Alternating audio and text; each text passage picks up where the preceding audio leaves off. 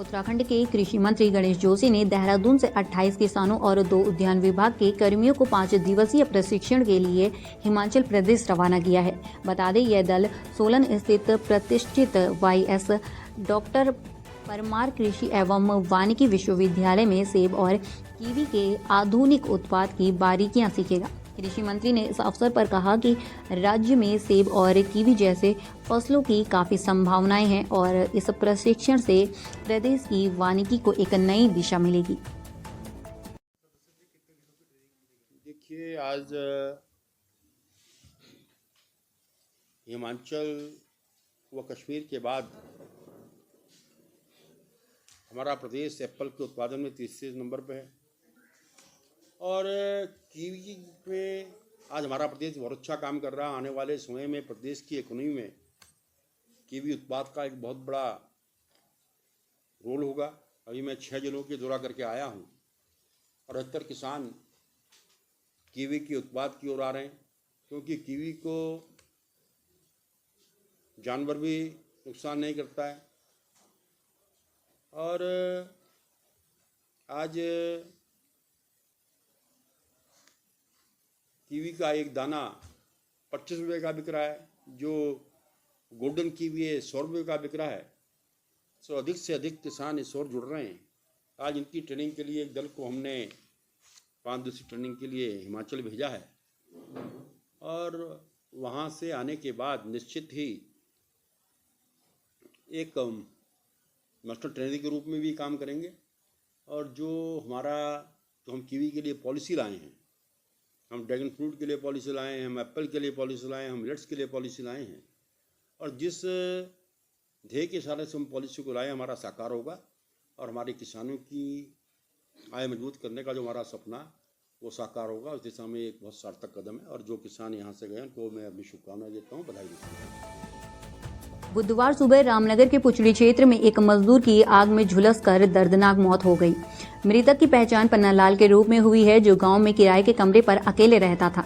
घटना का पता तब चला जब सुबह उसके साथी मजदूर उसे काम पर बुलाने पहुंचे और कमरे के अंदर उसका शव रसोई में जली हुई हालत में मिला, जिसके बाद सूचना मिलते ही पुलिस और फॉरेंसिक विभाग की टीम मौके पर पहुंची और जाँच शुरू कर दी। बताया जा रहा है कि पन्नालाल रात में साथियों के साथ आग सेक रहा था और इसके बाद वह अपने कमरे में सोने चला गया। फिलहाल पुलिस मौत के सटीक कारणों का पता लगा रही है और यह भी पता लगा रही है कि रसोई में आग किन परिस्थितियों में लगी। पुछड़ी में क्या हुआ? ये सर खाना बना रहे थे, खाना बनाते झुलझ गए। सुबह लेबर वाला आए काम के लिए बंद करने के लिए, तो ये बड़े बड़े। क्या नाम है उसका? पन्नालाल जी। ये गाड़ी थोड़ी मजदूरी करता था? मैं मजदूरी करते थे चौराहे पे से जी। और यहाँ किराए में रहता था? यहाँ किराए में रहते थे सर। अकेले ही था? अकेले ही थे सर। नारायणबगड़ प्रखंड के सिमली ग्राम पंचायत के भौरेदार गांव निवासी योगेंद्र सिंह कुश के IMA से पास आउट होकर लेफ्टिनेंट बनने पर उनके गांव और पूरे क्षेत्र में खुशी का माहौल है। शनिवार को देहरादून में आयोजित पासिंग आउट परेड में उनके दादा राम सिंह नेगी, माता पिता और अन्य परिजन इस ऐतिहासिक क्षण के साक्षी बने। लेफ्टिनेंट योगेंद्र सिंह का सैन्य पृष्ठभूमि से गहरा नाता रहा है। उनके दादा सेना से सेवानिवृत्त हैं। उनके बड़े भाई गंभीर सिंह नेगी वर्तमान में बंगाल इंजीनियरिंग में सेवारत हैं। योगेंद्र ने सेना में अफसर बनने के लिए अपने बचपन के सपने को पूरा करने के लिए 3 अन्य सरकारी नौकरियों को भी त्याग दिया था।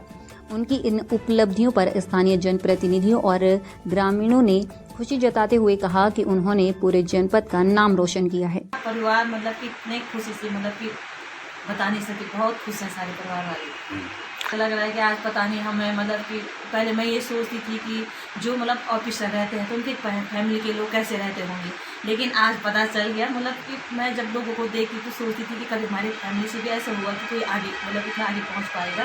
तो कि आज हमारा पूरा परिवार खुशी से इतना हुआ है कि हम बता नहीं सकते थे। हाँ, मेरे पिताजी हैं आर्मी में, पिताजी रहे थे। पिताजी का पहले से ही सपना था कि पहले तो भाइयों लोग के लिए सपना था कि मेरा बेटा मतलब एक बहुत बड़ा ऑफिसर बने, क्योंकि पिताजी जब आर्मी में थे तो वो हमेशा ऑफिसरों के ही संपर्क में रहे। तो पिताजी का पहले से ही सपना था, तो उन्होंने अपने नाती के लिए भी सपना देखा था कि मेरे नाती भी आर्मी ऑफिसर बने। तो उसका बड़ा भाई भी अभी बंगाल नेवी में है और ये अभी ऑफिसर है। आपका मतलब कि पिताजी भी मतलब कि आर्मी में रहे, तो पिताजी ने मतलब कि भतीजे के लिए भी बहुत ही प्रयास किया था कि ये मतलब कि आर्मी में जाए। जो बड़ा वाला भतीजा है तो उसने भी बीएससी कर रहा था, तो वो भी आर्मी में गया, तो वो भी अभी बंगाल नेवी में है। और जो छोटा वाला है तो इसके लिए भी इसका सपना था कि मुझे मतलब कि एक ऑफिसर ही बनना है, बचपन से इसका एक सपना रहा है और इसने इसके लिए बहुत ही ज़्यादा प्रयास किया, हम बता नहीं सकते। तो आज की डेट में वो अपने मतलब कि जो उसकी मंजिल थी वहाँ तक पहुँच गया है। मतलब कि मैं इतना गर्व महसूस कर रही, मैं बता नहीं सकती, ऐसा लग रहा है जैसे सारी दुनिया में सबसे अमीर मैं ही हूँ। मतलब कि इतना मतलब कि इतनी खुशी से इतने पागल बार बार उसकी फोटो ही देखने का मन हो रहा है। तब का मतलब ये कि जैसे राष्ट्र सेवा के लिए समर्पित, मैं अपने बच्चों के लिए भी कहती हूँ, मुझे मतलब कि देश की सेवा करना ही एक सबसे बड़ा वो है। अगर मनुष्य ने जन्म ले लिया, पिताजी कहते थे, तो अगर जन्म ले लिया तो जन्म का मतलब ये नहीं कि हम धरती पे आगे, यह है कि देश की रक्षा का हमारे ऊपर दायित्व बनता है, हम किसी न किसी तरह से देश की रक्षा करें। और मतलब कि आज की जो हमें इतना गर्व हो रहा है हम बता नहीं सकते। मैं सभी बच्चों से यही कहना चाहती हूँ कि हमें पॉजिटिव सोच रखनी चाहिए। अगर एक लक्ष्य है कि मैं ये कर सकता हूँ तो वो कर सकता है, क्योंकि हम भी मतलब कि एक गरीब फैमिली से, सामान्य वर्ग से, ये नहीं कि अमीर का बच्चा ही एक ऑफिसर बन सकता है। ये सबके लिए प्रेरणादायक, एक गरीब घर का बच्चा भी ऑफिसर बन सकता है।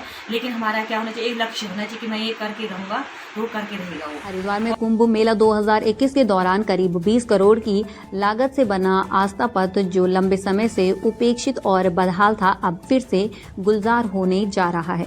बता दें, कुंभ मेले में प्रशासन ने इसे हर की पैड़ी से जोड़ने की एक महत्वपूर्ण योजना के तहत तैयार किया है, जिसके तहत इसे निकास मार्ग के रूप में विकसित किया जाएगा। योजना के अनुसार हर की पैड़ी के धनुष पुल के पास से आस्था पथ के लिए रास्ता निकाला जाएगा।